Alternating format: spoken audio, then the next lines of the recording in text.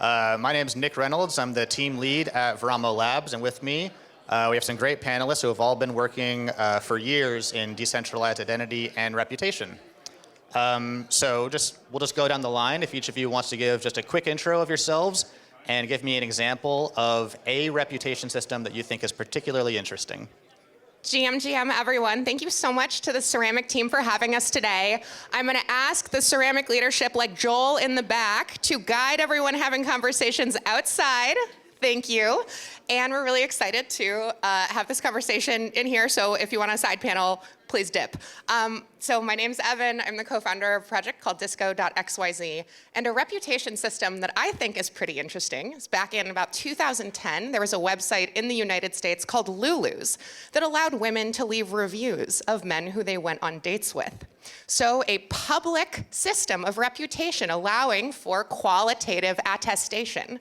Now, as one can imagine, of course, people embraced this transparency. And, oh, wait, no, that's right. It got shut down because of various different laws pertaining to defamation. And so I think when we contemplate what social reputation means on chain, it's an exciting opportunity for us to look to the past and see what systems have been in place before. But what if they can't shut us down? Hello, everyone. My name is Billy. I'm the founder of Intuition. Been in crypto for a long time. Also an advisor to Consensys still. We are building kind of like a game theoretic general purpose oracle built out of like claims about things. A reputation system that I think is interesting is China's social credit system. It's interesting. I don't know if it's good, but it's quite interesting. So I'll throw that out there and I'll pass it off to Simon.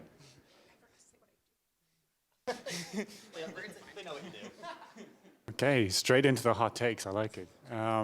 Yeah, hi, I'm Simon. I'm a ecosystem advisor for Consensys. So I look at all of the kind of really important emergent trends in the ecosystem, and identity and reputation is definitely probably the most important emergent trend in the ecosystem at the moment, I think. And so, yeah, what's an interesting reputation system? Can I cheat and pick? Can I pick more than one? Two maximum. Two maximum, okay, all right. I'm gonna shout out to Gitcoin because they're trying to do something that is very, very difficult, which is to make an inclusive Sybil resistance mechanism. Sybil resistance in most cases is very binary. You're either human or you're not, you're either in or you're not. You can prove you're human or for some reason you can't. And they're trying to make it more flexible, which is really, really important. And trying to make it more human. And another shout out would be to Intuition, I think, because they're tackling some pretty tough problems as well.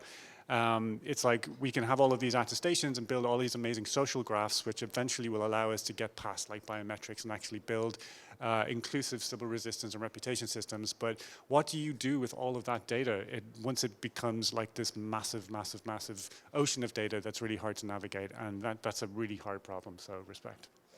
That's very interesting. You changed your example from when we talked 30 seconds ago, so this will negatively affect your reputation to me.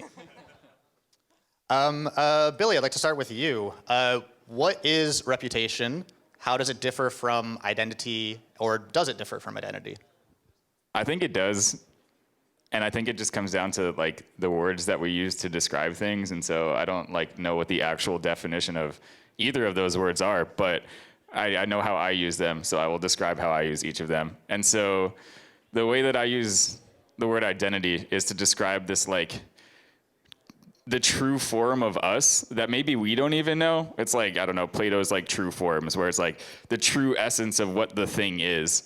And then I think reputation is based on the actions that the agents take within the system. And so like maybe your true form is something that's maybe bad or evil in the context of society, but then the actions you take are good. And so even like within, you might have all these voices that say that, oh, like you should do these bad things. If you just take good actions, then your reputation externally will be good. And so that's kind of how I delineate the two concepts. It's like identity is like the true essence of the thing, and then the reputation is external perception of the thing.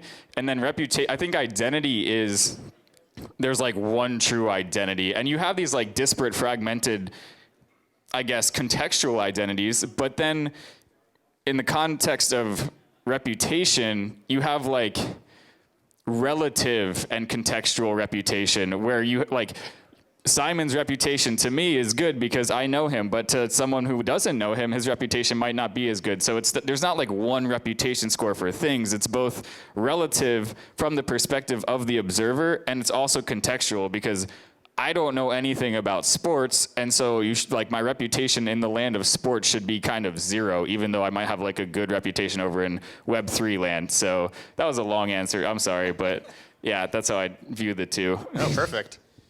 Simon, what do you think is the difference between reputation in Web 2 and reputation in Web 3? Well, hopefully it's transparency and self-sovereignty and a fairer distribution of value within the ecosystem, I think. Like when we look at Web 2, there are some great reputation systems, like Uber, for example, and I kind of depend on the reputation in Uber to get me to places safely, you know. But we've also seen things like Glassdoor, for example, comes to mind. A lot of people, in part, you know, they sort of like make decisions about their careers, about where they're going to work, based on like both the empirical data, but also the reputation that's in Glassdoor. And I've spoken to a lot of people in this space not in this space, but in the kind of HR kind of wider space, who've said that it's constantly gamed by like huge companies, right? And they don't allow negative reputation. So that lack of transparency is something that I think we can solve. And I think, as well as that, when you think about like just like your search engine, Google, I mean, that's entirely reputation based. Like, how do you know that the things that are on the first page deserve to be there? Like, it's based on what was originally like the PageRank algorithm, which again was gamed, and then they introduced like more and more sophisticated algorithms. Then they started investing in the semantic web, and so now they have this very sophisticated knowledge base that's based on part on your reputation, what they know about you, and the reputation of websites. But it's not transparent, and we know that people can pay to skip the queue, and we know that things are censored all the time. So I think we can solve that as well.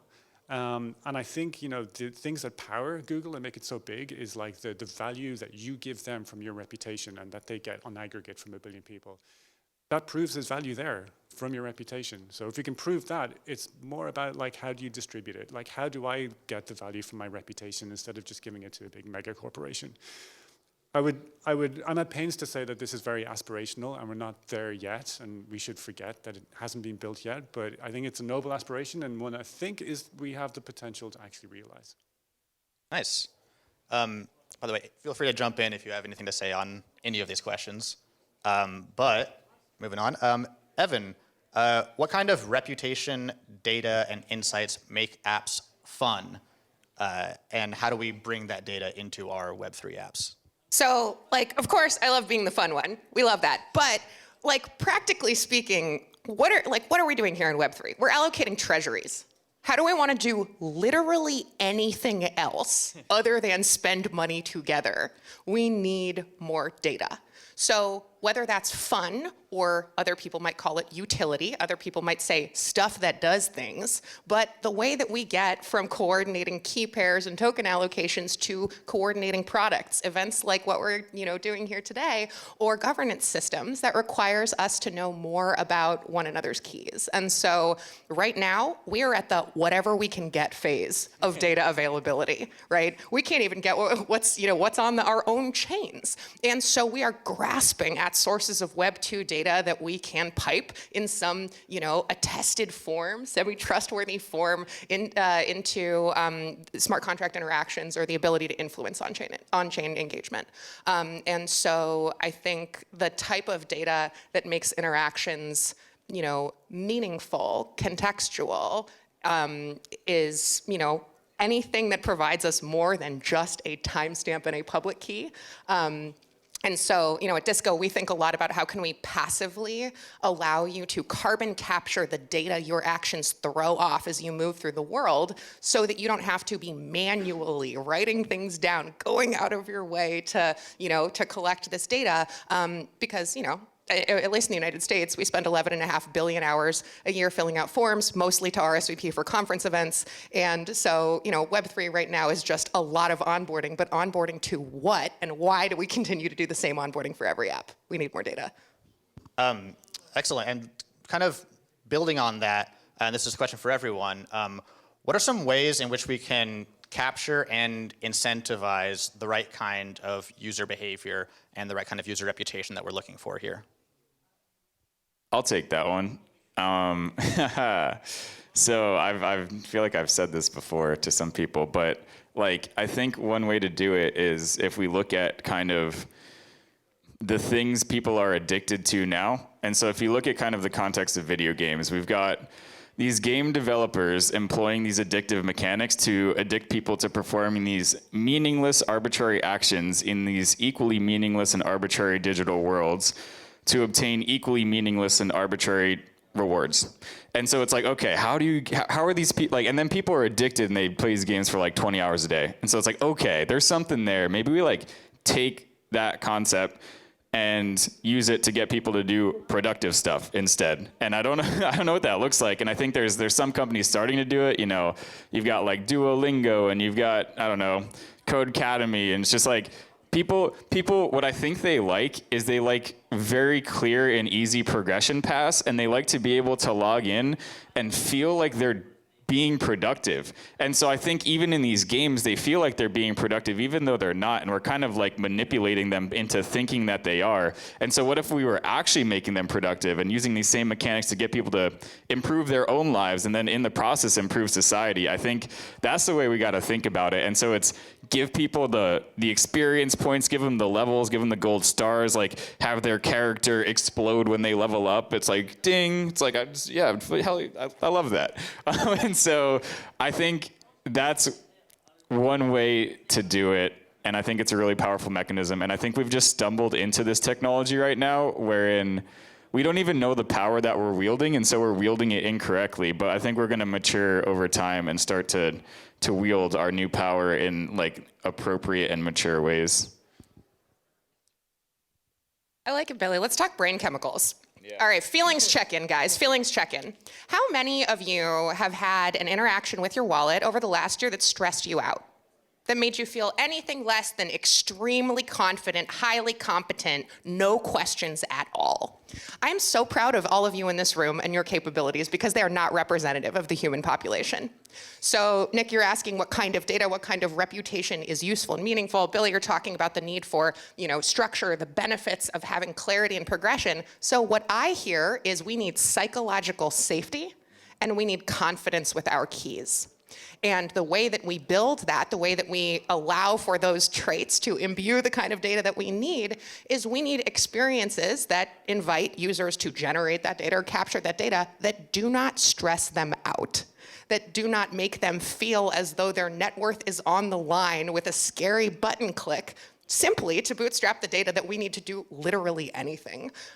Bridging is stressful. Yeah, big bags. Yes. I think part of it is like gamification, making it fun, making it easy, making it secure. I think there's been tremendous gains in account abstraction that will help.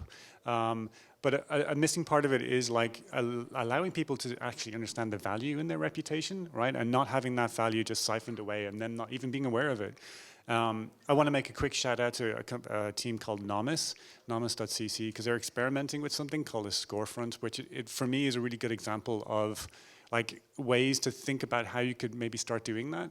And so they allow people to see like, okay, I have a reputation as a gamer or as a Web 3D gen or as, as a builder or dev. Like, what does that mean? What does that open up access to? And that allows people to start thinking, okay, my identity actually has value and it's something that I should look after, and that's important.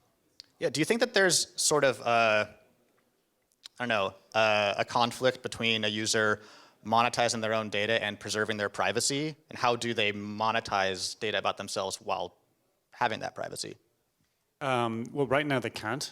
That's the short answer. I think while there's been tremendous gains in with account abstraction and making things safer and easier, and like onboarding is easier, the whole notion of progressive self-custody, I think that's all fantastic. But you still can't manage your reputation context. I mean, really, most attestations right now, like 90% or more, are done through NFTs, right, on chain. And that's how most people experience them. It's like, oh, I've done this quest, or I've passed this course, I've got this NFT.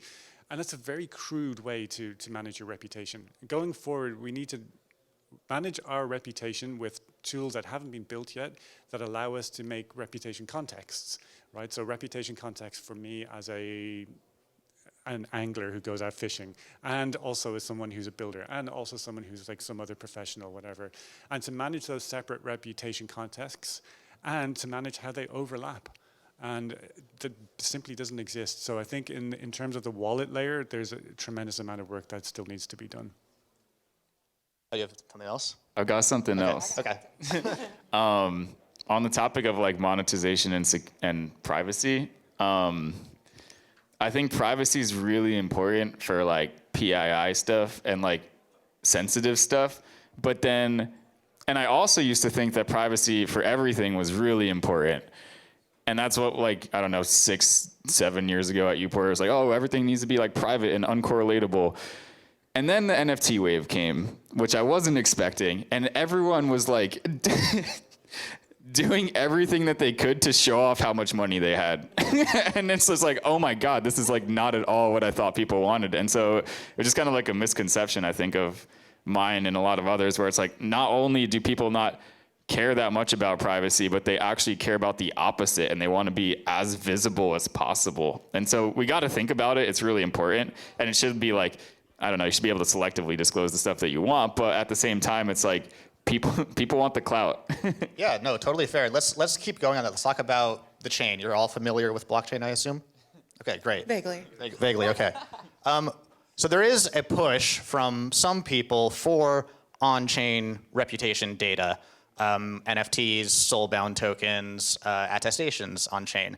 What do you think is driving that? And do you think it should be the default approach, or useful sometimes, or never useful? So the reason that we all have jobs and that we can all be here today, really is for many of the builders in the room, and probably for those of us who are, consider ourselves in Web3, is that blockchains sell block space. If the blockchains cannot sell the block space, we do not have a DevConnect.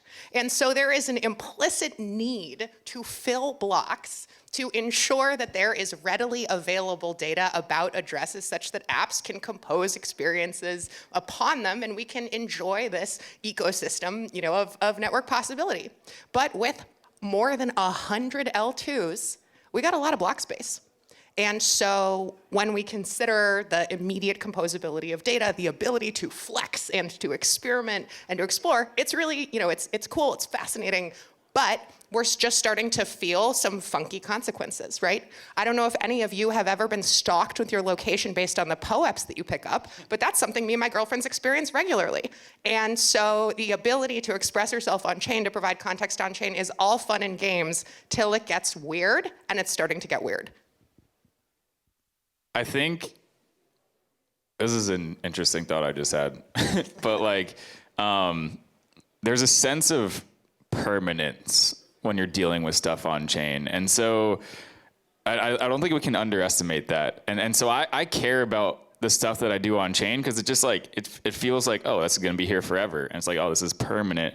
And then when you operate in these contexts that aren't on chain, like Web 2 specific, like Web 2 is horrible, because it's like, oh, I'm building up this identity and this reputation in this context that might not exist in 2 months because the application just goes away, and then I just like lost all of my reputation. Like, that doesn't feel so good. But in this world of blockchains, like, I think people care about the NFTs and showing that stuff off because it's forever. And so I think we can obviously like accomplish the same stuff off chain in a lot of different ways with distributed systems generally, but like, there's a lot of tooling and there's a lot of UI and there's a lot of UX stuff to provide that same level of permanence and just like clarity and stability, where it's just like, oh, when I go to Etherscan tomorrow, this is still going to be here. It doesn't matter. Like, nothing can change that. And so I think that's a big piece of why people care about on-chain stuff. Yeah, that's the exact reason why people care about on-chain stuff. I think, so one thing that I keep coming back to is that like a lot of the problems we set out to solve 10 years ago have been solved. And like, verifiable credentials and DIDs are an amazing technology. They're so amazing, they're starting to become almost boring. People are starting to take them for granted, right? Like SSL, right? But they're amazing, and they've kind of solved self-sovereign identity to a degree, that you can like take ownership of your own data, and then you can selectively disclose it to verifying parties, and you choose who. But they don't solve everything, and like someone has to, for discoverability and to build reputation systems, someone has to keep track of all those DIDs and what they mean and what the semantic meaning behind them is. And so you need some sort of verifiable, you need it like a database essentially. Well, who's going to maintain the database, right? And that's where blockchains come in. It doesn't necessarily have to be a blockchain. It just needs to be some sort of public, censorship-resistant, verifiably, like credibly neutral, public censorship-resistant data store, right? And kind of blockchains sort of do that. And they also enable like programmability. So I've got this idea of like seeing what's emerging as being like reputational Legos, similar to what the people talked about DeFi Legos, where I can take a bit of like my reputation and I can take it and I can compose it with other reputational Legos and build a decentralized LinkedIn or something like that. But we don't fully understand it, and that's the problem. That's why, like, one of the things that Consensys is building for Linea is we're contributing to like this public on-chain attestation registry called Verax. And right now it's permissioned. One, because we're still building it, but two, because we don't really fully understand what it means to put all of these attestations that invite personally identifiable information onto a public immutable ledger and what the risks are. So it's something we need to kind of thread carefully, I think. Yeah, well, let's talk about reputation Legos. Because I think that you're right that the permissionless composability is what separates this from the Web2 space in a lot of ways. But how do we make sure that your reputation Lego is compatible with my reputation Mega Blocks? What? How do we make sure that our systems are truly interoperable, that we don't accidentally build two identical things that are slightly different enough that don't actually work together? Yeah, that's a great question, actually. And actually, this is something that we thought about when we were first like sitting down with different teams to think about like Verax, right? Because one thing is like a very simple primitive to build an on-chain attestation registry, but like there are other on-chain attestation registries. There's Ceramic, which can be used as a verifiable data registry. There's Polygon ID. There's like, then most people are just still using NFTs, right? And we're like, okay, how do we deal with all of this fragmentation at different standards? And I think we realized that it's really just a perennial problem, and it's something that there is no answer to. I think it's incumbent on the developers to think about how they can reduce the friction for other developers and end users. And so like we've done things like, for example, we wanted to make sure that we were compatible with the interfaces for NFTs, like ERC 721, 1155, et cetera. We were compatible with EAS. We're trying to like figure out ways that we can do the same thing for DIDs, verifiable credentials, Polygon ID, and Ceramic, et cetera. And so we're kind of taking it on board ourselves. And I think that's what developers sort of need to do, to be honest. I don't think there's a silver bullet, to be honest. I got another comment on that. So I think I think there's a term for this. I don't know what the term is, but I think it's actually to some extent important that people kind of build in their silos initially, because everyone has like slightly different ideas. And if you just get everyone into the same echo chamber and everyone's just like thinking the same way, then you don't get like new emergent ideas. And so we're so early that I think we're still in that phase. And I think it's painful, and we see these problems because we have to. It's just kind of like the natural evolutionary trajectory of all things, including what we're building here.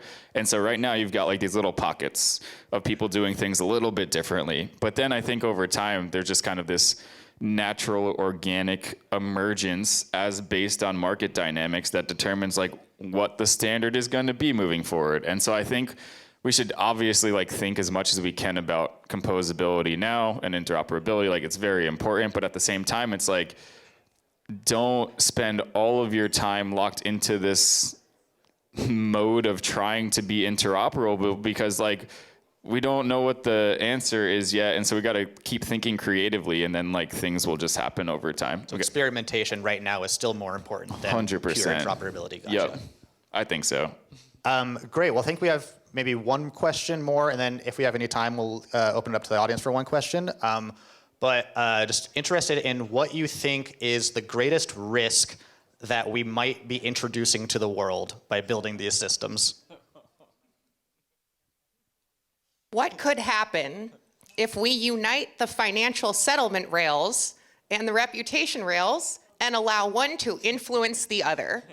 Well, I think Billy started this panel with a suggestion of what that can look like. Now, like the wonderful positive side of this is a world where we can show up in any digital or physical environment and enjoy a personalized experience based on what we elect to share about ourselves. The negative side of this is the Black Mirror episode where you go to the party, people don't think you're cool, and suddenly you can't drive home, you can't get gas, you can't buy a bus ticket.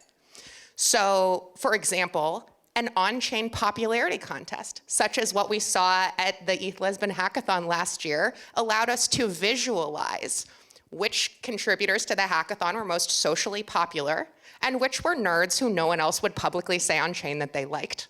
So that is a gentle example of how, uniting these challenges can work together, and I will let you all use your imaginations for what can go wrong next. I think there's a lot that can go wrong, but there's also a lot that can go right. And I think that it's just growing pains to some extent. If we think about kind of like the natural trajectory of language, like we want language to keep getting more efficient, and we want to be able to like have information like move from one mind to another as efficiently as possible. So I don't know how long it's going to take, 10,000 years, a million years, but like at some point we're just going to be able to read minds, probably like through Neuralink or something. And so like at that point, like what is private? What is public? I don't know. And in the meantime, like people still they're like grasping onto these, like, I don't know, being individualistic. And there's like, you have to, because it's really dangerous not to keep things private right now. But I think over time, we just like coalesce into this AI hive mind thing. And in that world, is there privacy? I don't know. But in the meantime, without that, then I think just the fact that we do have this kind of permissionless, quote unquote, immutable thing where people can publish data, it can very easily be abused. So please just don't abuse it. I guess that's my call to action, is like you easily can. You can publish anything you want on chain right now. Like just don't do it, because like why? Just like please be a good actor. So it can go wrong if you make it go wrong. There's a book called Self-Sovereign Identity, and I think it's the final chapter is written by Philip Sheldrake, and it's the dystopia of self-sovereign identity. I presume everyone's read it, and if you haven't, you really do need to read it. But I just wanted to say, like, thanks for asking that question, because that's what we need to do, is just keep bringing it up and just reminding each other that, like, we are quite powerful in terms of what we can build, and we need to, like, acknowledge that. So yeah, shout out to you. Thanks. All right, thank you. So I think we maybe have time for one question from the audience. I'm kind of lying about that, but I'm going to do it anyways. Anyone from the audience, any questions? Oh. I'm going to take it down like 7 levels. I'm a landlord as well. Okay, yes. And so every 3 years, I find myself looking for a new property management company and a new tenant. And it's really hard to find tenants. So I'm not exactly sure what my question is. Maybe it's 2 parts. Is the ecosystem, in your opinions, ready for that sort of thing? Like tenants and property managers and landlords? Or are we not quite ready? Like we talked earlier in the earlier talk about the primitives being ready. And is anybody looking at that sort of real app level of operability? Ecosystem readiness. Anyone want to take this one? Depends on your definition of ready. How close to the metal are you willing to dig down into the stack? I think that, experiments abound, but like, for example, is there an enterprise stable website that you can go to easily find tenants that have a good reputation, based on decentralized data? No. So, there are early experiments that allow for us to do this stuff P2P. For example, Disco worked with Enso Collective. Jules is in the front row here today. Yesterday, if you guys are interested in participating, hit me up. We've got these NFC chipped nails that allow you to tap your phone and then issue credentials to both of you to bootstrap your decentralized friends list. So we are early stage in the kinds of, tangible interactions with other verticals. But I think there isn't a ton of super opinionated Web3-based decentralized reputation specific to those sorts of niches that I would entrust for someone who is coming in as a practitioner of that industry as opposed to a Web3 experimenter? I think we're kind of edging out of the infrastructure stage. I think for the past 10 years, we've been in this infrastructure stage, and we're still there. We can always like improve the infrastructure, but we're kind of now getting over at least a little bit into the data aggregation stage. And so like the data has not been transformed from this unstructured, unverifiable Web 2 context over into this new paradigm that we're all talking about. And so we're kind of there right now where, okay, the primitives kind of exist, infrastructures, it's okay. You can start doing stuff, and people are starting to do stuff, but the data just doesn't exist yet. And it's just like, if you are a web developer looking to build a use case specific application, the friction involved still with kind of like integrating with all of this stuff isn't great. And so it's still painful. And so you can do it if you want to, but I just think we got like a little bit longer to go before we're really at that stage. Yeah, we don't have the data. So the short answer is no, we're not ready. Come back later. I think this is what needs to happen, right? Somebody needs to kind of like put their heads together and build some sort of standards so that we can do things like request for reputation, so that a landlord management, like a management company, can say, okay, well, we need to know this sort of information so that we can trust the people who we're going to allow to be tenants, right? And put that out there. And then once it's out there on some sort of verifiable and transparent, credibly neutral data registry, people can then start building dApps to show people the value they can get from their reputation. So if you're a prospective tenant, you can say, oh, wow, if I have these different reputational Legos, I can put them together inside a reputational context myself. And that will allow me to actually find a property that I really need, because right now I'm like homeless, right? So this has tremendous value for me, right? But right now people don't see that value. And so the way they do it is through kind of opaque, closed doors management companies where they can't really own their own data or really see the value that's being taken from their data. To get to that point, we need to build all that stuff. So, well, hopefully we will soon. Well, yeah, I think that's it on time for us. So I just want to give a round of applause to our panelists. Thank you for joining us. And thank you to the audience as well. Thank you.